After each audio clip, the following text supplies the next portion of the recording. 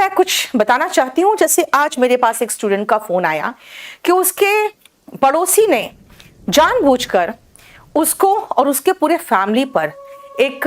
FIR दर्ज करा दिया है, और वो लड़का दिल्ली में हमारे पास क्लास कर रहा था। तो उसने ये पूछा कि मैम क्या मैं इनएलिजिबल हो जाऊंगा, मेरे नाम पर एफआईआर दर्ज है। बेटा, एफआईआर दर्ज होना आपके नाम पर बहुत खतरनाक बात है, और मैं हमेशा आपको समझाती हूँ, आपके पेरेंट्स को समझाती हूँ कि आप लोग, बेटा अगर तैयारी कर रहा है, बेटी अगर तैयारी कर रही है गवर्नमेंट जॉब की, तो आप पूरी कोशिश करिए कि हर तरह के लफड़े से बचिए, ताकि आप पर कहीं पर कोई एफआईआर दर्ज ना हो, खासकर वो लड़का किसी भी मामले में इन्वॉल्व नहीं हो और एफआईआर उस पर दर्ज ना हो।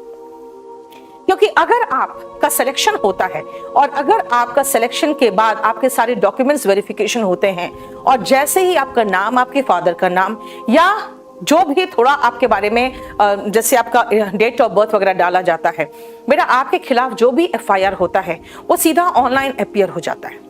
और उसके बाद आपके लिए एक प्रॉब्लम होगा कि आपका सिलेक्शन जो भी आपका जो वहां पे डॉक्यूमेंट वेरिफिकेशन के बाद आपकी बहाली की प्रक्रिया शुरू होती है, उसको रोक के आपका फिर कंप्लीट डिटेल निकालने लगते हैं कि भाई अगर एफआईआर हुआ है तो क्यों हुआ है। याद रखिएगा, ये आपके लिए बहुत खतरनाक साबित होगा अगर आपका नाम से एफआईआर हो तो। खासकर जब एफआईआर कोई मॉरल टर्पिट्यूड यानी नैतिक पतन से रिलेटेड हो, जैसे कि कोई लड़की के साथ छेड़छाड़,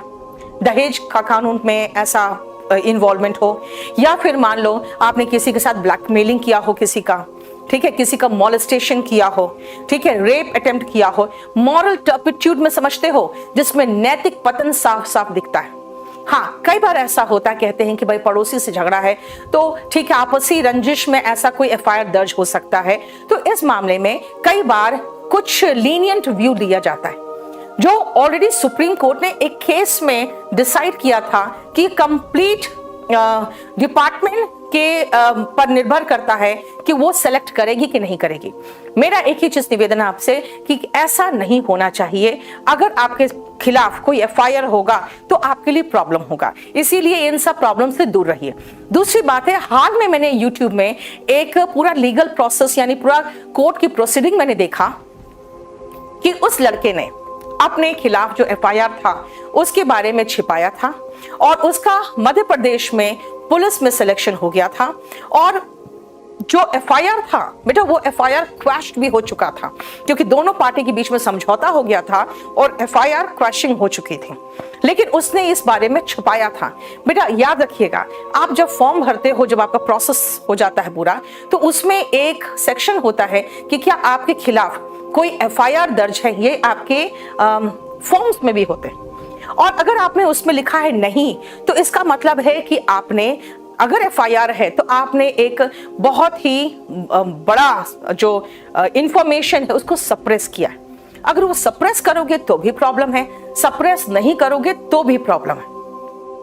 और आपको मैं बताती हूँ, उस कोर्ट में जो ये प्रोसेस चला था कि भाई जो एफआईआर था वो क्रैश हो चुका है, इसीलिए उसने उसका इंफॉर्मेशन नहीं दिया। तो आपको पता है कोर्ट ने क्या ऑब्जर्वेशन दिया कि भाई पुलिस की नौकरी जिसमें बहुत पाक साफ एक इंसान का कैरेक्टर को होना चाहिए, और उसमें एफआईआर, फिर उन्होंने सेक्शन पूछा, लेकिन अल्टीमेटली उन्होंने यही फैसला सुनाया कि भाई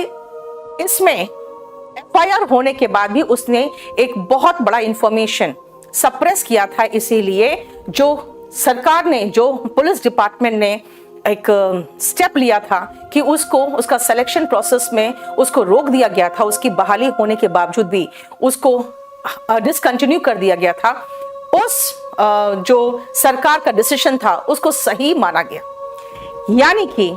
अगर आप सप्रेस भी करते हैं इस फैक्ट को, चाहे आपके बीच में कॉम्प्रोमाइज भी क्यों ना हो गया हो, आप सप्रेस नहीं कर सकते। और अगर आप सप्रेस नहीं कर रहे हो तो आपको जब बताओगे कि एफआईआर हो चुका है तो बेटा उसका अलग से फिर इन्वेस्टिगेशन चलता है, और आपका जो जॉइनिंग है entirely depends on the description of that department, उनकी मर्जी। और अगर एफआईआर किसी ऐसे सेक्शन में है जिसमें नैतिक पतन दिखता है, मॉरल टर्पिट्यूड दिखता है, यानी कि जो मैंने कहा आपको महिलाओं के खिलाफ कोई केस हो, है ना, रेप केस अटेम्प्ट हो, या फिर मॉलेस्टेशन हो, या फिर दहेज का मामला बन रहा हो, या आपने किसी को ब्लैकमेलिंग किया हो, तो ये सब मामले में बिल्कुल बिल्कुल सरकार सख्त है, आपकी बहाली नहीं होगी। इसलिए याद रखिएगा, अपने आप को, अपने पेरेंट्स को, सबको ये समझाइए, आप सरकारी नौकरी का प्रिपरेशन कर रहे हैं, किसी से पंगा मत लीजिए, सिर्फ अपनी पढ़ाई करिए और बहुत सीरियसली तैयारी करिए। आपका एक छोटा सा जो कहते हैं ना उन्माद में आना, या गुस्से में आना, या फिर किसी के बहकावे में आना, आपके पूरे करियर को तबाह कर सकता है। ठीक है, याद रखिएगा, पढ़िए और सारे पंगों से दूर रहिए। सरकारी नौकरी आपके हाथ आएगी, उसके बाद आपका पोजीशन ऐसे ही इतना बढ़ जाएगा कि फिर उसके बाद कोई आपसे ऐसे भी ज़्यादा कुछ बोलने की हिम्मत नहीं रखेगा, क्योंकि सब चाहेंगे आपके साथ बहुत अच्छा रिलेशन हो और अच्छा संबंध हो, है ना। याद रखिएगा, अपने आप को सभी पंगों से दूर रखना।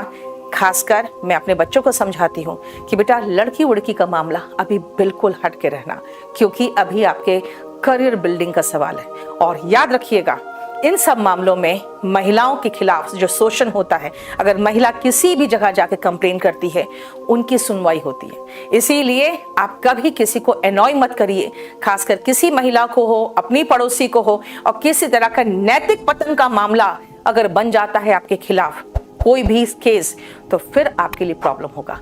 चलिए, खुश रहिए, अच्छे से पढ़िए। God bless you.